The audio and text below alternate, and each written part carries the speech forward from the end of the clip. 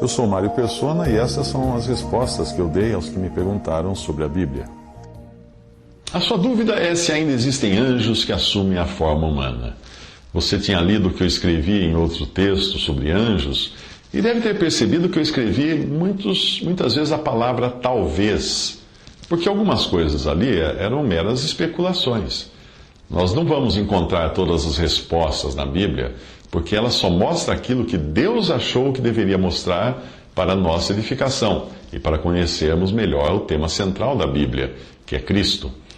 Não são os anjos o assunto da Bíblia, e não é com eles que nós devemos nos ocupar, obviamente. Primeiro, eu devo esclarecer que a palavra anjo significa mensageiro, e em algumas passagens pode não se referir a seres espirituais, mas até mesmo a homens, por exemplo, nas 7 cartas de Apocalipse. Quanto à sua pergunta, se os anjos ainda teriam a capacidade de assumir a forma humana, como faziam no passado, a minha opinião é que sim. Nós os vemos no livro de Atos, aparecendo algumas vezes, e em outras situações parece ser o próprio Senhor quem aparece e é identificado como o anjo do Senhor. Como no caso da libertação de Pedro da prisão, se não me engano, é assim que é designado ali, mas não tenho muita certeza, precisaria voltar lá. Eis que sobreveio o anjo do Senhor, Atos 12, 7 a 9, e resplandeceu uma luz na prisão, e tocando a Pedro na ilharga, o despertou, dizendo: levanta-te depressa, e caíram-lhe das mãos as cadeias. E disse-lhe o anjo: cinge-te e ata as tuas alparcas. E ele assim o fez. Disse-lhe mais: lança às costas a tua capa e segue-me. E saindo seguia, e não sabia que era real o que estava sendo feito pelo anjo, mas cuidava que via alguma visão. Quanto a anjos caídos, apareceram aos humanos, sim. Eu creio que eles também possam aparecer aos seres humanos. Eu até creio na possibilidade de aparições de extraterrestres, Nossas Senhoras, ectoplasmas, materializações que os espíritas dizem ocorrer em algumas sessões, tirando as falcatruas, claro, né? Eu acredito que essas visões todas podem muito bem ser manifestações de anjos malignos, porque geralmente essas visões não levam as pessoas a se ocuparem mais com Cristo, mas levam essas pessoas a se ocuparem mais com a própria aparição, desviando seus olhos daquele que Deus quer que seja o verdadeiro foco de nossas atenções. 1 Timóteo 2,5: porque há um só Deus e um só mediador entre Deus e os homens, Jesus Cristo, homem.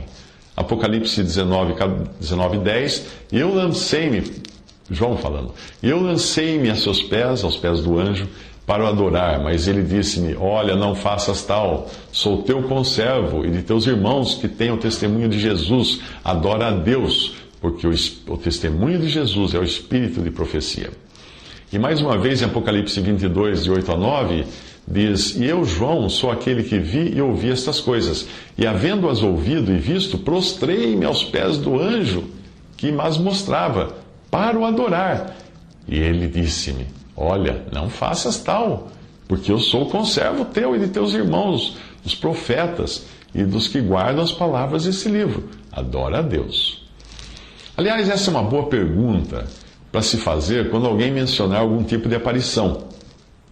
Será que isso levou as pessoas a se converterem a Jesus e crerem nele como Salvador e a terem certeza de todos os seus pecados perdoados graças à sua obra na cruz e ao seu sangue derramado? Será que tal visão fez isso com as pessoas?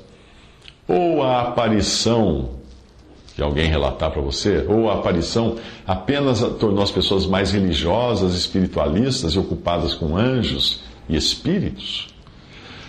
Nós nunca devemos nos esquecer de que algo com a etiqueta espiritual não é intrinsecamente bom, porque o próprio diabo é um ser espiritual. O apóstolo Paulo aponta para a possibilidade de anjos malignos interferirem na nossa vida. E eu não sei bem se numa materialização direta ou usando pessoas para isso. 2 Coríntios 11, de 14 a 15, ele diz: e não é maravilha porque o próprio Satanás se transfigura em anjo de luz. Não é muito, pois, que os seus ministros se transfigurem em ministros da justiça, o fim dos quais será conforme as suas obras. Tomás de Aquino, que viveu por volta de 1200, eu acredito, deixou um tratado sobre anjos, no qual identifica 9 ordens de seres espirituais, divididas em 3 grupos. Os serafins, que estariam no topo dessa pirâmide, isso você vê em Isaías 6:2. Os querubins, Gênesis 3:24 e Ezequiel 10, de 1 a 2. Os tronos, ou como em Colossenses 1:16. As dominações, Colossenses 1:16 também. As potências, em 1 Pedro 3:22. As potestades, em Colossenses 1:16. Os principados, Colossenses 1:16. Os arcanjos, 1 Tessalonicenses 4:16. E os anjos, nome usado genericamente.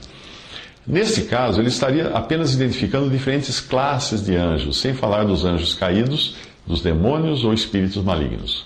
Embora a atividade angélica manifesta, aparente, tenha sido muito maior na antiguidade por estar relacionada a Israel, a quem a lei também foi dada por intermédio de anjos, como fala em Atos 7:53, eu creio que ainda nós temos os anjos por aí, interferindo na nossa vida, nos guardando, etc., como faziam com os israelitas no passado. 2 Reis 6, de 15 a 17. E o servo do homem de Deus se levantou muito cedo e saiu, e eis que um exército tinha cercado a cidade com cavalos e carros. Então seu servo lhe disse: Ai, meu senhor, que faremos? Ele lhe disse: Não temas, porque mais são os que estão conosco do que os que estão com eles. E orou Eliseu e disse: Senhor, peço-te que lhe abras os olhos para que veja. E o Senhor abriu os olhos do moço e viu, e eis que o monte estava cheio de cavalos e carros de fogo em redor de Eliseu. Mas também nós temos os demônios, tentando nos fazer tropeçar e nos enganar, sendo o diabo, que é o título dado apenas a Satanás, o líder deles.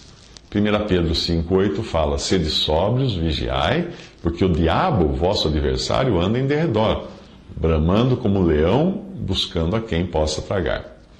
Contra esses anjos, nós lutamos em oração, entrando nas regiões celestiais para fazer isso. Efésios 6:12 diz: Porque não temos que lutar contra a carne e o sangue, ou seja, contra pessoas e seres humanos, mas sim contra os principados, contra as potestades, contra os príncipes das trevas desse século, contra as hostes espirituais da maldade nos lugares celestiais. Nos lugares celestiais. Nós vemos anjos agindo no período da igreja. Atos 5:19, mas de noite um anjo do Senhor abriu as portas da prisão e tirando-os para fora, etc. Atos 10:3, este quase à hora nona do dia viu claramente numa visão um anjo de Deus que se dirigia para ele e dizia: Cornélio. Às vezes as pessoas usam equivocadamente passagens como o Salmo 34:7 para falar de anjo da guarda, mas ali é o próprio Senhor. Geralmente, depende da tradução também, porque algumas traduções não estão muito claras, muito fiéis nesse ponto. Mas geralmente, um anjo do Senhor, a expressão um anjo do Senhor, é um anjo mesmo. Mas quando diz o anjo do Senhor, é o próprio Senhor. Salmo 34:7. O anjo do Senhor acampa-se ao redor dos que o temem e os livra. Nesse caso, é o próprio Senhor em espírito, e não um anjo, um ser angélico. Ainda que Deus possa usar os seus anjos para nos guardarem, em nenhum lugar na Bíblia nós temos autorização para orarmos a eles, para pedirmos sua proteção, ou nos ocuparmos com eles de qualquer forma que seja. Não existe na Bíblia. Nada na palavra de Deus mostra que o poder desses anjos, caídos ou não, de assumirem a forma humana, tenha deixado de existir. Mas é certo que não devemos nos ocupar com eles, porque dificilmente nós saberíamos identificar se nós estaríamos tratando com um anjo de Deus ou com um ministro de Satanás travestido de ministro de justiça. Gálatas 1:8 diz: Mas ainda que nós mesmos, ou um anjo do céu, vos anuncie outro evangelho além do que já vos tenho anunciado, seja anátema, ou seja, maldito. Quando nós estamos congregados, ainda que existam apenas 2 ou 3 reunidos, se tivéssemos visão para enxergar, veríamos um número muito maior até de anjos nos observando, porque a igreja é para eles algo extraordinário, já que os anjos caídos não têm chance de redenção mais, não têm. E os humanos caídos têm. Quando nós sofremos por amor de Cristo, isso também cativa a atenção dos anjos. Veja Efésios 3,10, porque para que agora, pela igreja, a multiforme sabedoria de Deus seja conhecida dos principados e potestades nos céus. 1 Pedro 1,12, aos quais foi revelado que não para si mesmos, mas para nós, eles ministravam, eles apóstolos, eles profetas, perdão, no Antigo Testamento, eles ministravam essas coisas que agora vos foram anunciadas por aqueles que pelo Espírito Santo, enviado do céu, vos pregaram o Evangelho, para as quais coisas os anjos desejam bem atentar. 1 Coríntios 4,9, porque eu tenho para mim que Deus a nós, apóstolos, nos pôs por últimos, como condenados à morte, pois somos feitos espetáculo ao mundo, aos anjos e aos homens. Em Hebreus, o apóstolo associa a hospitalidade ao fato de alguns no passado terem recebido anjos, sem saberem disso, obviamente referindo-se a anjos que assumiram a forma humana. Hebreus 13,2, não vos esqueçais da hospitalidade, porque por ela, alguns, não sabendo, hospedaram anjos. A dificuldade de tratar deste tema é que muitas pessoas acabam sendo atraídas pelos anjos, se esquecendo de que eles são espíritos ministradores, ou seja, ajudantes, e não são eles o foco da nossa atenção.